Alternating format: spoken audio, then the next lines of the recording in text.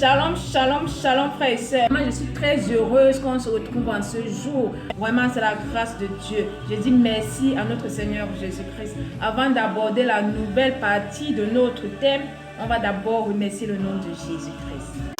Dans les cieux et sur la terre, il n'est aucun nom plus doux, aucun que mon cœur préfère.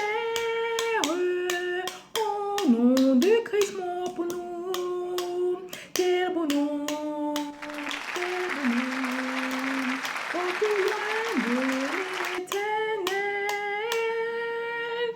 quel beau nom, quel beau nom, que celui de Gloire à Jésus-Christ. Merci la variante de Jésus-Christ.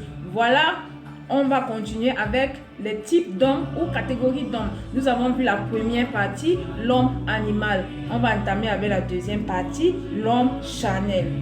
Oui, pasteur Alexandre. Frère, c'est dangereux d'être charnel. Tu vas te tuer si tu es un homme charnel. Ça commence fort, hein, pasteur. Oui, évangéliste, je peux m'accorder, nous t'écoutons aussi. Les hommes spirituels se moquent des hommes charnels. Chrétien, tu viens à l'église, tu demeures charnel. Mais hey!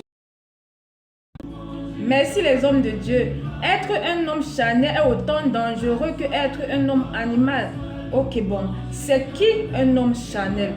Oui, pasteur Alexandre. Un homme charnel, c'est quelqu'un qui, peut-être bien même que né de nouveau, parce qu'on parle d'homme charnel, bien que né de nouveau ayant Dieu en lui, il opère sous les standards des hommes mortels. Un homme charnel, c'est quelqu'un qui a plus conscience de ses sens physiques que de ses sens spirituels. Merci, pasteur. Il faut être comme les chrétiens de Béret, c'est-à-dire toujours vérifier dans la parole de Dieu. Qu'est-ce que la parole de Dieu dit concernant l'homme charnel? Oui, pasteur Marcelo. L'homme charnel. 1 Corinthiens 3, verset 1 à 3, la Bible dit « Pour moi, frère, ce n'est pas comme à des hommes spirituels que j'ai pu vous parler, mais comme à des hommes charnels, comme à des enfants en Christ. » Qui est un homme charnel? C'est un bébé spirituel. C'est-à-dire, pasteur? C'est un enfant dans les choses de Dieu. C'est quelqu'un qui est encore au lait spirituel. La Bible dit, je vous ai donné du lait, non de la nourriture solide. C'est quelqu'un qui ne supporte pas la nourriture solide dans la parole de Dieu, car vous ne pouviez pas la supporter et vous ne pouvez pas même à présent parce que vous êtes encore charnel. En effet, puisqu'il y a parmi vous de la jalousie, vous êtes dans des disputes, n'êtes-vous pas charnel et ne marchez-vous pas selon l'homme? Merci, pasteur. Donc, lorsqu'il y a encore la jalousie, la haine, les disputes en nous, nous sommes encore des hommes charnels. Est-ce qu'un enfant de Dieu ne peut pas commettre des erreurs? Oui, révérend Raoult Wafon. Dans le processus de croissance, l'erreur est inévitable.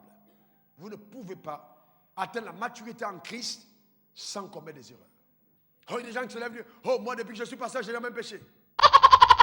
Ok, mais révérend Raoult, comment savoir qu'on est charnel? Il aime les choses sucrées. Oh, Dieu va t'élever, Dieu va te bénir, Dieu va te combler, Dieu va te faire ci. Oh, alléluia. Tout ce qu'ils aiment, c'est bonne nouvelle. Dieu va te faire ci. Dieu. Ça, ce sont les chrétiens qui demandent qu'ils soient encore des bébés. Les bébés aiment les choses sucrées. Merci, révérend. Oui, papa prophète OTT, comment savoir qu'on est homme charnel? Un homme charnel prend plus conscience de la chair que de l'esprit. Tu prends plus conscience de ton état physique que de ton état spirituel. Tu ne penses même pas à ton salut. Tu ne sais pas si demain, si tu meurs, où est-ce que tu iras? Non. Pour toi, il faut vivre, il faut vivre, il faut vivre. Alléluia. Amen. Merci, révérend. Oui, le pasteur Alexandre voulait ajouter quelque chose. La parole est à vous. C'est pourquoi on ne bâtit pas sa vie en entretenant son corps. C'est-à-dire par nos projets. Tous tes projets sont charnels. Comment je vais manger, comment je vais grossir, comment je vais faire comme ça, comment je vais aller à Paris, je vais ici. Non, non. Si dans ce qui fait tes projets, la dimension, l'entretien, c'est-à-dire les choses spirituelles n'occupent pas une place de premier rang, tu es un homme charnel. Merci, pasteur. Mais pourquoi les choses spirituelles doivent occuper le premier rang? Oui, évangéliste J.P. Makanzo. Parce que vous êtes esprit dans le corps de la chair. Est-ce que vous le savez? Do you know that? Parfaitement. Non, vous ne le savez pas. Je vous dis la vérité. Si vous les savez, vous allez prendre des précautions.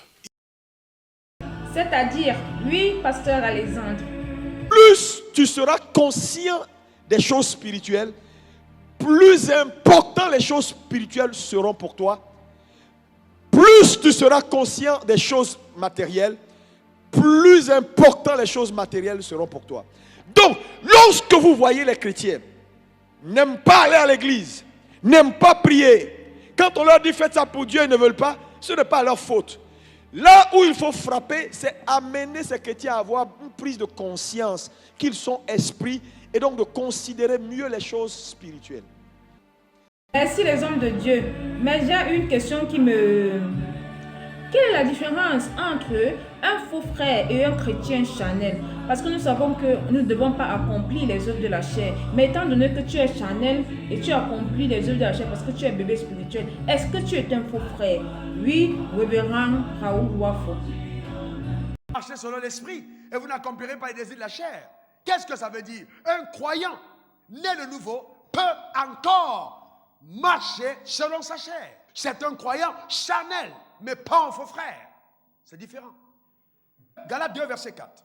Et cela à cause des faux frères qui s'étaient futilement introduits et glissés parmi nous. Voyez, pour épier la liberté que nous avons en Jésus-Christ. Dit, je suis libre en Christ.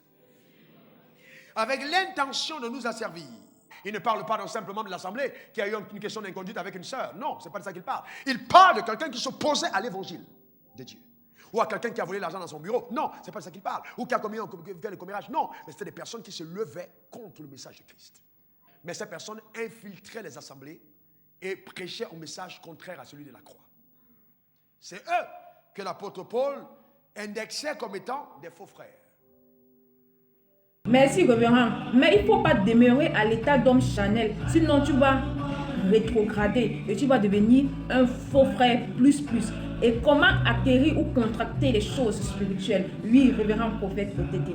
Le grand progrès qui doit se réaliser, c'est de reconnaître d'abord qui je suis. Les anglophones disent big fine as small beginnings. Vous savez, toutes les grandes choses ont toujours un petit début. Et ce début a commencé par toi. Quand tu te regardes, qu'est-ce que je suis capable de faire? Est-ce qu'à ce niveau-là, je peux y arriver? Cela arrive lorsque tu fais le progrès de savoir qui tu es. C'est quelqu'un qui est conscient de sa pression qui peut progresser. Paul a dit, je vous donne la nourriture comme les bébés. Je ne vous donne pas la nourriture sur parce que c'est que vous êtes encore à l'état de lait. Alléluia. Amen, mon Père. Connaître qui tu es pour pouvoir grandir spirituellement à travers, oui, révérend Raoul Wafo. C'est la parole. Matthieu 4,4. Vous voyez, il faut que la personne se nourrisse de la parole. Et mieux la personne est nourrie, mieux elle est costaude, mieux elle se développe. C'est la pratique de la parole qui provoque la croissance spirituelle et non l'écoute de la parole. C'est la pratique. Car la vérité que tu ne mets pas en pratique est aussi nuisible dans ta vie que l'ignorance. Vérité, révérend, c'est la pratique de la parole de Dieu qui provoque la croissance spirituelle et non l'écoute à chaque fois, non. Il faut pratiquer la parole de Dieu. Oui, pasteur Alexandre, tu veux ajouter quelque chose, la parole est à vous. La parole ne va jamais se révéler à vous si vous la prenez de façon intellectuelle. La parole est spirituelle. La parole est un conteneur de vie. Lorsque vous la recevez, il y a des choses à faire pour qu'elle libère son contenu. Et la seule chose à faire pour qu'elle libère son contenu, la Bible dit, crois la parole. Quand un homme lit la parole, accepte la parole et croit la parole, sa foi libère le contenu qui est dans la parole. C'est alors que cette parole-là lui est nécessaire.